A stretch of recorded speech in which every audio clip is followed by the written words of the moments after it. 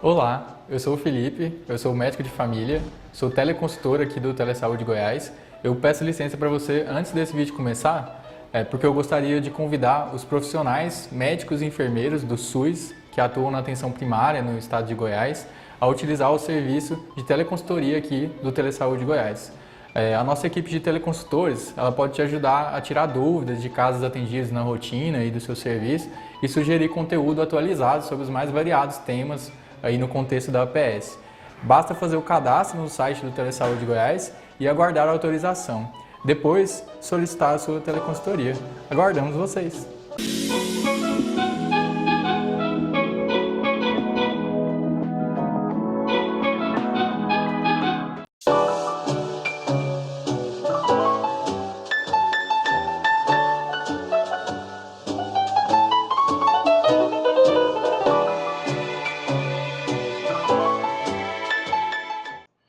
Olá, seja bem-vindo a mais um Telesaúde Goiás.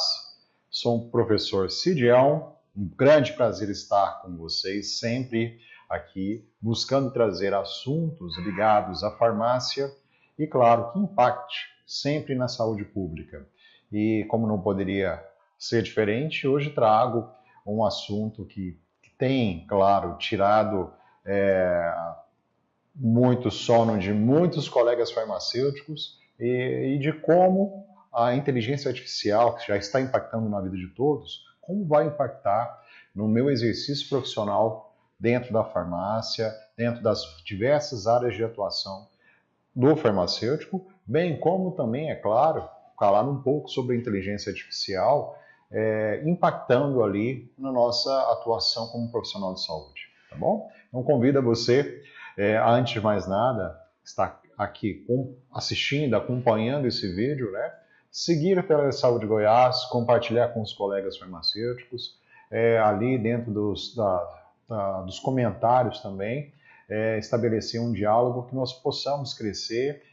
Claro, coloque ali temas que sejam do seu interesse, para que nós possamos crescer cada vez mais juntos aqui através do Telesaúde Goiás. Então agradeço a oportunidade e vamos seguindo, né?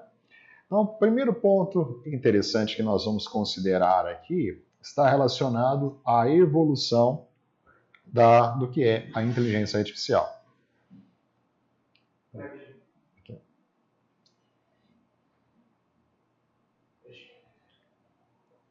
Você passa com o dedo. Não, ele está saindo da tela. Não sei se quase está pesado aqui. Já é iniciado zero?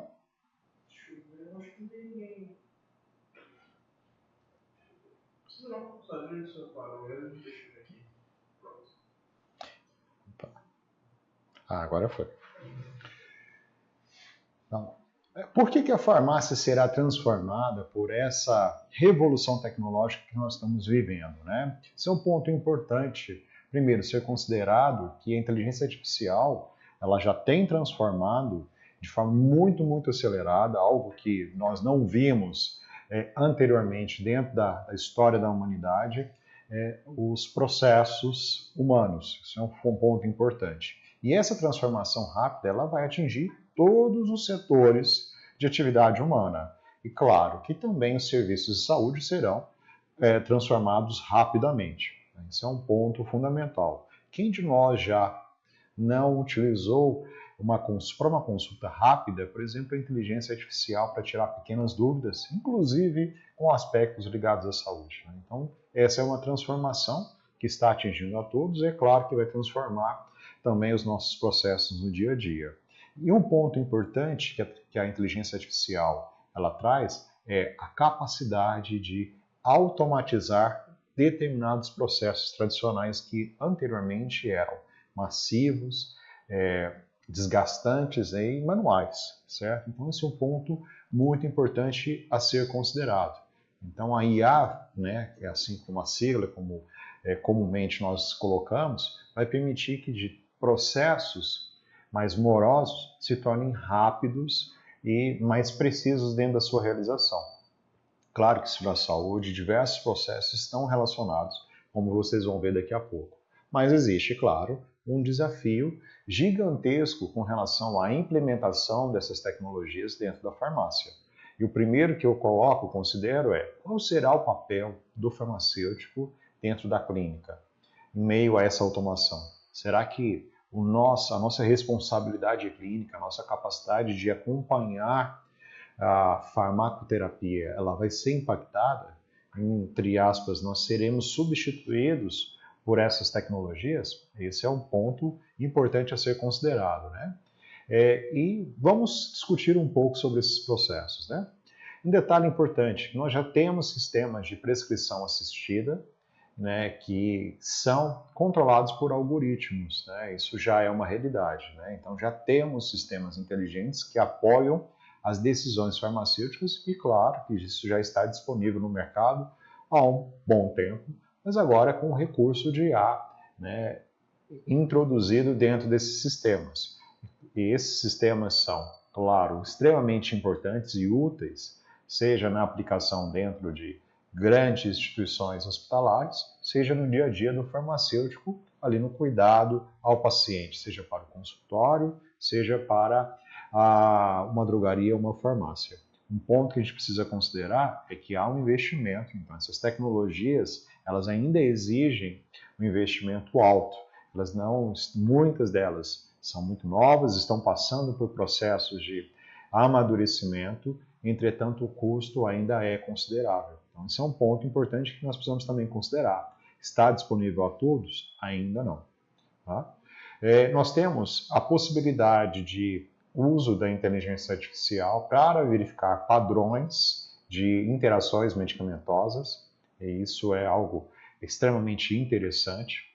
E claro que a tecnologia, já é até a resposta a essa pergunta que nós fizemos, ela manterá o farmacêutico como o ator principal da interação entre paciente e medicamento. Ele vai acompanhar ali todo o processo, mas ele amplifica a capacidade de julgamento do farmacêutico com relação àquela decisão clínica, né? Então, ele não substitui o juízo humano, entretanto, ele amplifica as possibilidades e facilita, claro, que quem tem o ganho direto será, né, o paciente dentro desse processo. Então é importante sempre considerar que essas tecnologias, elas serão de uso do profissional, estão disponíveis a todos, mas o profissional farmacêutico que utilizá-lo terá a sua visão amplificada, não devendo ser uma substituição do profissional. Ou seja, o paciente, tendo ali a necessidade, ele terá o acompanhamento, terá que ter o acompanhamento humano, mas com a amplificação e a utilização da IA sendo de forma mais assertiva. Então vejo como possibilidades gigantescas, por exemplo, o uso de inteligências artificiais, acompanhando e monitorando ali a rotina do paciente e alertando o profissional farmacêutico sobre potenciais riscos relacionados aos medicamentos, né? Isso seria algo extremamente importante. Ou seja, a inteligência artificial automatizando, por exemplo, todo o processo de registro do paciente, do seu dia a dia, daquilo que dependia do paciente registrar, a inteligência poderá fazer e repassar para o farmacêutico, que poderá ali fazer o acompanhamento clínico. Então, essa é uma etapa muito importante e uma das respostas que nós teremos e que nós, claro, vamos responder com certeza nos próximos anos, certo?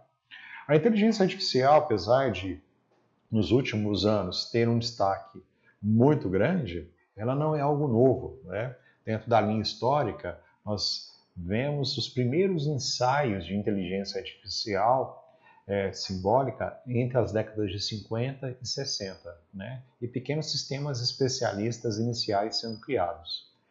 Entre as décadas de 1980 e início dos anos 2000, houve uma evolução da inteligência artificial com o surgimento de um novo modelo de tratamento dos dados, denominado redes neurais, né? Esse modelo, ele simula, ele imita a forma como os nossos neurônios se comunicam, certo? Dando ali um potencial de processamento dos dados extremamente alto, né? E claro que a partir dali inicia-se também o surgimento de sistemas especialistas clínicos, né? Ou seja, já usar esse potencial aplicado à clínica.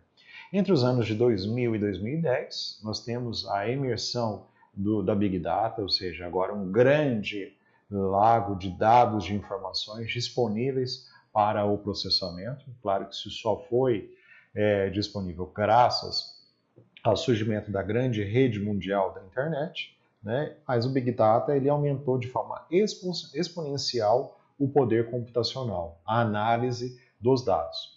E de 2010 até os dias presentes, né, nós temos a ascensão do Deep Learning, né, que é a capacidade de aprendizagem e de integração das máquinas, Machine Learning, né, com integração dos registros dos dados. Então você tem um equipamento que, ao ter um dado, acesso aos dados, ele é capaz de aprender, de interpretar e gerar respostas, né? Isso é o grande ponto.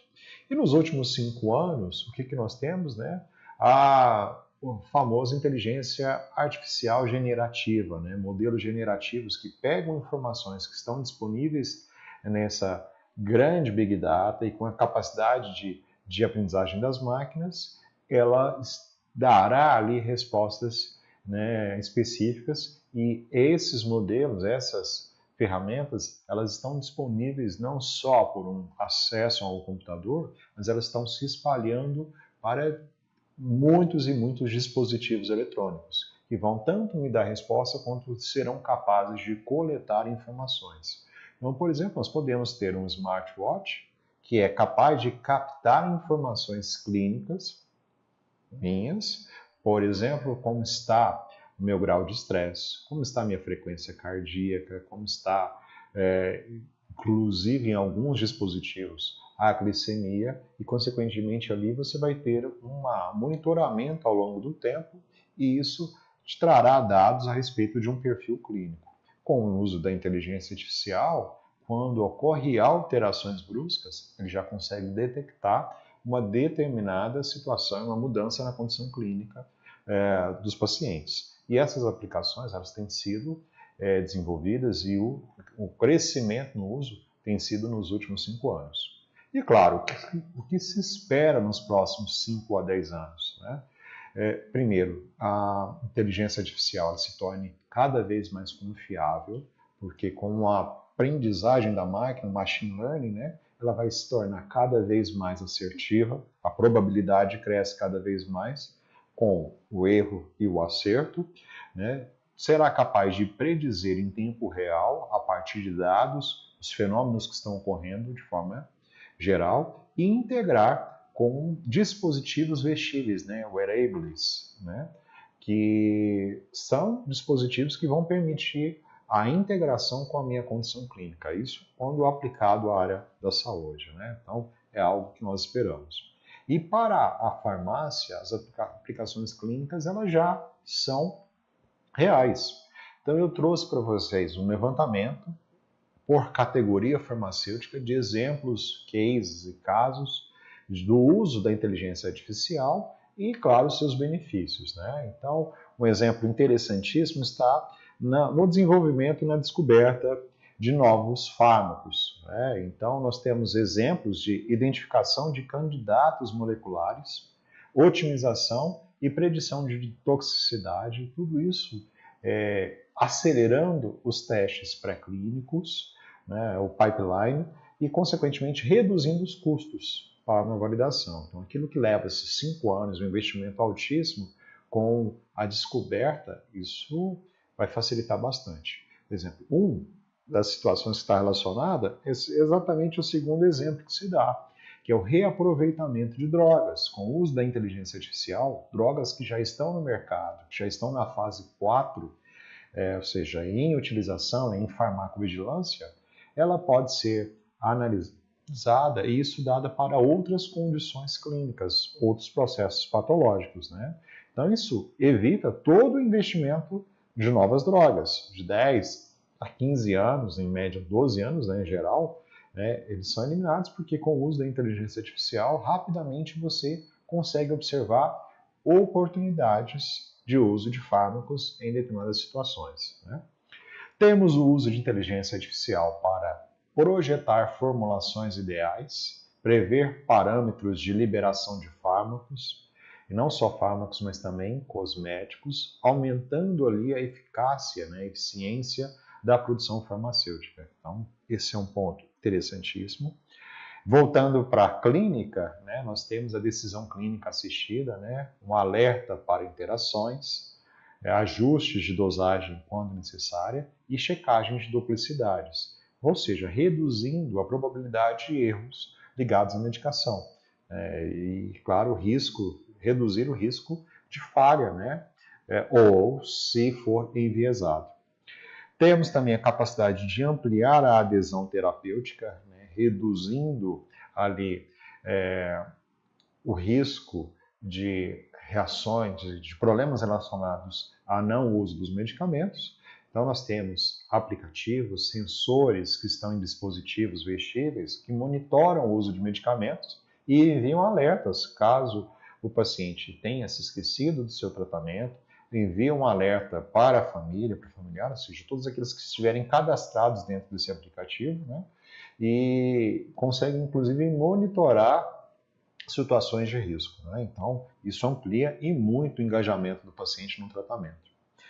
Aplicado, por exemplo, à gestão farmacêutica, nós temos a gestão de estoque, que seria uma demanda altamente cara para farmácia hospitalar, mas também para assistência farmacêutica de forma geral, né, onde você tem inteligência artificial fazendo a previsão de demanda, a otimização logística, a redução de rupturas, né, ou seja, tornando toda a operação o mais eficiente possível, né.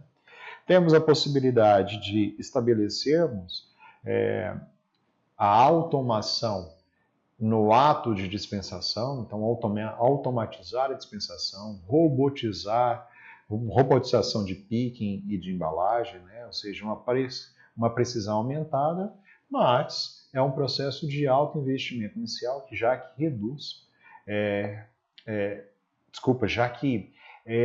esse início ele ainda é um experimento, então ele se torna realmente muito caro. Mas é uma tendência e já tenho visto no mercado, de forma geral, diversos processos, inclusive o governo, né, alguns municípios e estados adotando esse modelo de farmácia autônoma para a entrega de determinados medicamentos de alto custo, né.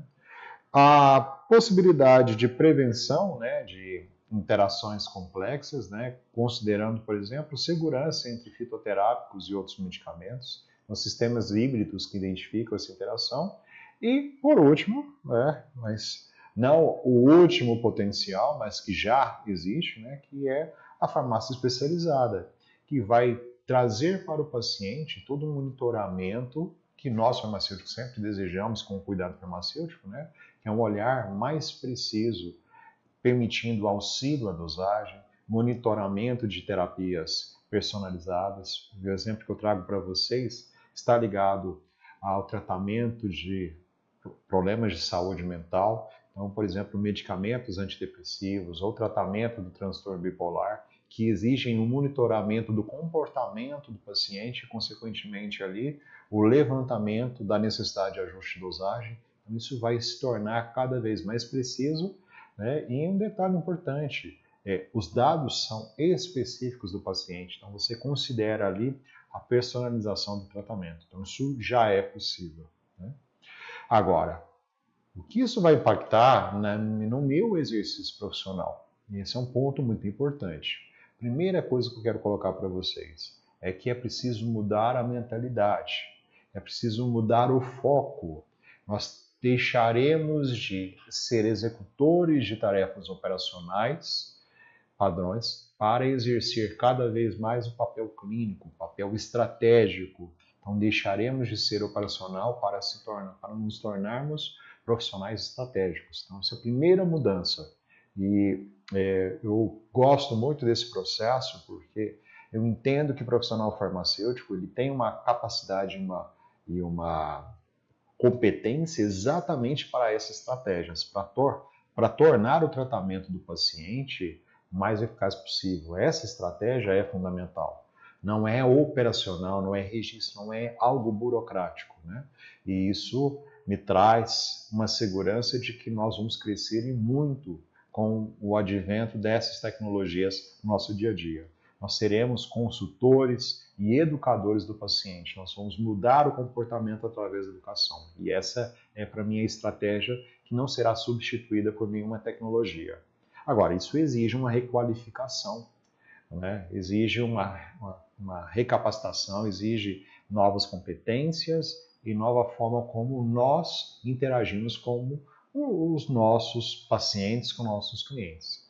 Vai exigir conhecimento em dados, exigir conhecimentos da estatística, da aplicação da tecnologia, em especial da informática com fármacos, sistemas de apoio, dominarmos essas ferramentas, né? Isso é algo importante. Isso vai exigir, inclusive, toda uma reformulação das matrizes curriculares dos cursos de farmácia que estão vigentes, né? Esse é um ponto importante.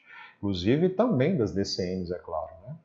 É necessário também adquirir confiança e aceitação para convencer tanto as equipes de apoio, as equipes multidisciplinares, quanto o paciente a respeito da evolução tecnológica e sobre o uso dessas ferramentas, né, dessas recomendações automatizadas, e automação parcial, é entregarmos na mão dessas tecnologias tarefas rotineiras automatizadas para que vocês possam ter o foco na parte clínica humana, né, que é realmente o que é mais necessário, tá?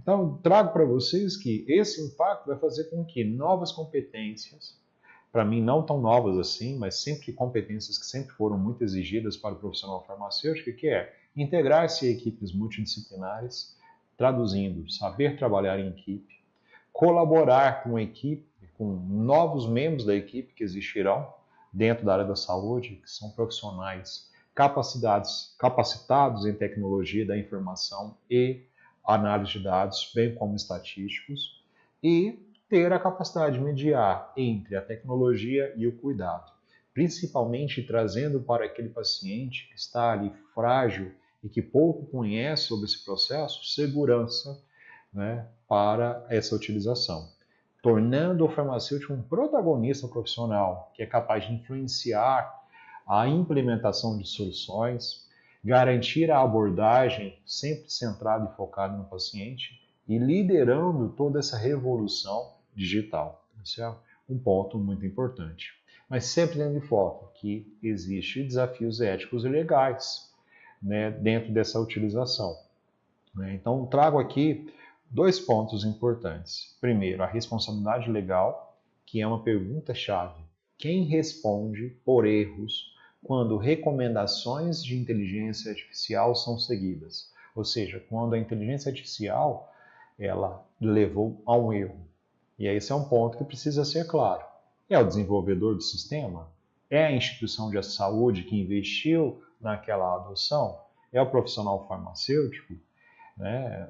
E o que a gente tem ainda é uma dúvida sobre esse processo, né? E existe aí a necessidade de frameworks, né, mais legais, ou seja, toda uma legislação, porque a revolução tão rápida não permitiu que as regulamentações jurídicas pudessem estar presentes e ainda não estão. Então, esse é um ponto importante que a gente não pode deixar de fora. E é o papel do profissional farmacêutico que vai acompanhar e monitorar essa inteligência artificial, se ela está correta ou não. Lembre-se que há ali trabalho de probabilidade e nunca é de 100%. Então, há chances de erro e a importância do farmacêutico em acompanhar todo esse processo é fundamental. E o outro desafio ético legal que nós temos está ligado a acesso, né? Há um risco de que nem todos os ambientes e nem todos os pacientes terão recursos para adotar a inteligência artificial. Então, isso vai gerar ali uma desigualdade tremenda no acesso. E eu coloco aqui também para as empresas, né? Farmácias de pequeno porte que não terão condições de custear esse investimento, regiões remotas e carentes que ainda possuem desafios básicos de acesso a saneamento básico, acesso à energia elétrica, acesso a uma rede de internet. Então, é claro que isso ainda não estará disponível para todos e levaremos um tempo para que essa desigualdade, né, essa disparidade, ela seja reduzida, né? E claro que é necessário políticas nacionais inclusivas também para o acesso dessas tecnologias, né? E fica aqui uma reflexão crítica para vocês, né? A implementação da inteligência artificial, ela deve ser acompanhada de estratégias que garantam a equidade, ou seja, a redução das desigualdades no acesso e clareza na atribuição das responsabilidades, inclusive do profissional farmacêutico, na utilização dessas ferramentas. Qual é a projeção para o futuro, né? O que o futuro nos espera? Ou seja, desde daquela apresentação do que já existe, né? O que nos espera cada vez mais. E eu sou muito otimista com relação a essas tecnologias, né? Nós temos na projeção de sistemas eletrônicos com o uso de inteligência artificial que vão ter interfaces em tempo real interligando o paciente com o farmacêutico, facilitando ainda mais a nossa interação e o nosso papel clínico. Nós teremos ali assistentes virtuais que permitirão ali uma linguagem mais acessível para o paciente, para que ele possa ali conhecer, né, e trabalhar com uma linguagem mais natural, para facilitar a conversa entre os pacientes e os medicamentos. É espetacular.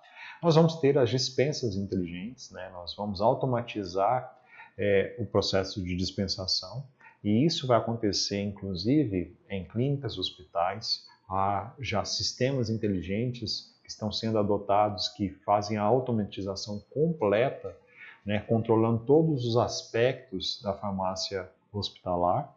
Nós teremos, né, os dispositivos vestíveis para monitoramento contínuo de biomarcadores, interagindo inclusive com as prescrições, e a farmácia autônoma, né, operando totalmente automatizada em contextos específicos, mas claro, com supervisão do farmacêutico, porque nós não estaríamos nessa parte operacional, nós estaríamos lá na parte clínica, né?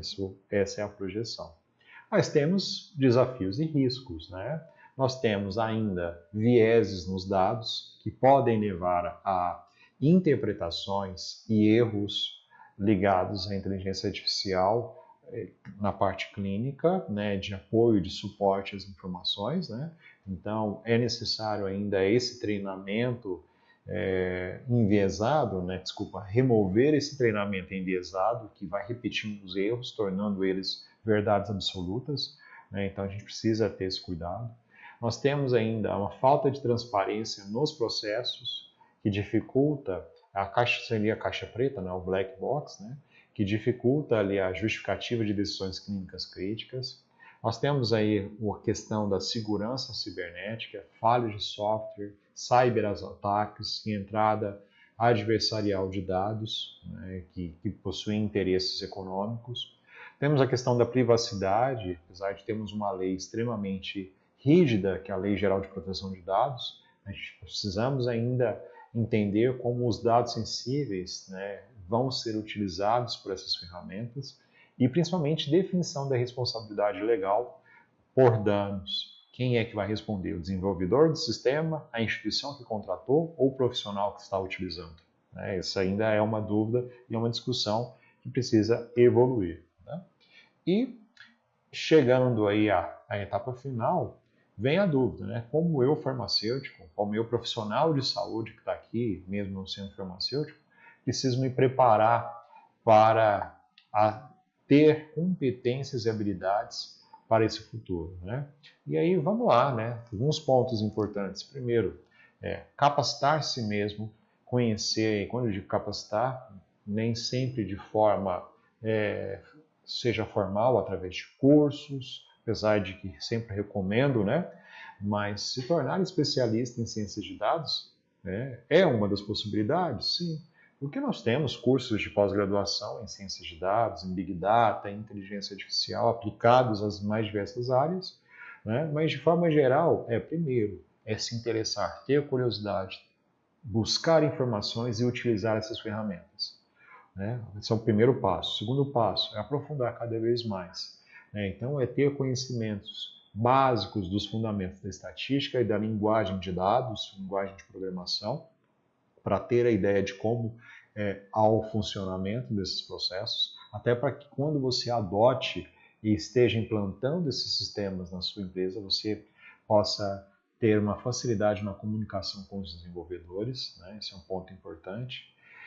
A interoperabilidade, né? Bancos de dados de saúde e padrões técnicos, ter acesso a esses dados. Permitir também a colaboração multidisciplinar, então é sempre importante ter dentro desses projetos de implantação uma equipe multidisciplinar, com capacitação em tecnologia da informação e bioinformática e, principalmente, ter o conhecimento regulatório, normativas nacionais e internacionais aplicadas à saúde digital. Então, isso são pontos importantes, são conhecimentos que todo profissional de saúde precisará ter e que eu vejo em breve, né, nas novas matrizes curriculares espalhadas pelo Brasil e pelo mundo, né, vão ser conteúdos que serão trabalhados dentro das instituições, certo? E fechando, a IA não substituirá o farmacêutico, né? Vamos revisar aqui, né, o farmacêutico ele se transformará, se transformando no protagonista profissional, o foco será a clínica, não os processos operacionais, isso a gente vai deixar realmente para essas tecnologias, e nós teremos desafios grandes a serem vencidos, principalmente ligados às questões regulatórias e também reduzir a desigualdade, a equidade no acesso a essas tecnologias. Isso é fundamental. Coloco aqui que é fundamental realmente cursos especializados em inteligência artificial aplicada na saúde, sejam cursos livres, cursos de extensão, inclusive as nossas telesaúdes, isso é um ponto importante. É preciso investir na literatura científica atualizada, a troca de experiência através de comunidades de prática, webinários e conferências de forma geral, porque é assim que realmente nós vamos ter esse crescimento, né? Lembrando que o nosso papel é se nos tornarmos uma ponte entre a inovação tecnológica e o cuidado humanizado. Esse cuidado humanizado só nós poderemos ter. E fica aqui uma reflexão final, né? Como você, farmacêutico ou profissional de saúde, pode ser um agente de transformação na saúde digital, né? Isso é o que eu quero deixar para vocês. Lembrando, né, deixando aqui que o futuro da farmácia está sendo construído agora, né, e você, eu e todos nós fazemos parte dele. Então vamos assumir nossa responsabilidade, né, assumir aqui o nosso papel como protagonista em toda essa história e construir, não tendo medo, mas tendo coragem, né, e buscando o que é melhor para o nosso paciente. Tá joia? Fico aqui convidando vocês mais uma vez, né, a dar o like dentro dessa apresentação, compartilhando com colegas e amigos, né, e fazendo comentários, não deixando de seguir o Telesaúde Goiás. Tá joia?